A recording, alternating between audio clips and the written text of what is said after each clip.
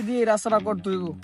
6 ইঞ্চি দিয়ে রাস্তা করুন যাইবে না, তাহলে তো ইট বালুর যে দাম বর্তমানে রড সিমেন্টের, এতে আর সমস্যা, আর আমার ব্যবসাই থাকবে না, আর সমস্যা বেড়ে যাবে।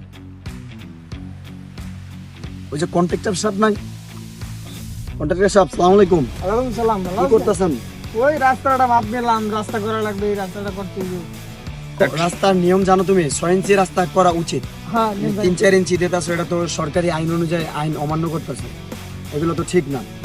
এখন তুমি কি কও, এটা আইন বিরোধী না? হ্যাঁ স্যার, এটা আইন বিরোধী, এটা যাওয়া যাবে না। 6 ইঞ্চি রাস্তা দেখতে 6 ইঞ্চি রাস্তা দিতে হবে। 3 ইঞ্চি দিলে স্যার বর্তমানে বর্তমান আইন অনুযায়ী তো রাস্তা করার নিয়ম 6 ইঞ্চি।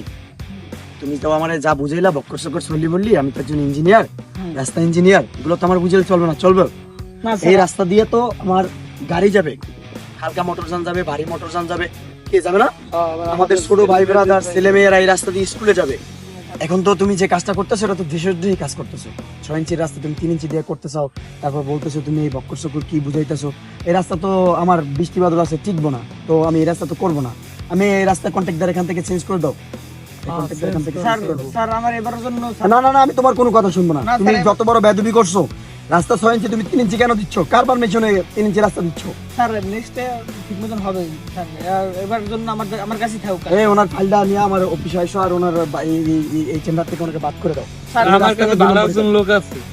স্যার আমার কাছেই থাকুক, আমি 6 ইঞ্চি দিয়ে রাস্তাটা করে দেবো স্যার, আর আমি দেশের দূরে আর কাজ করবো না, খারাপ কাজ আর করবো না।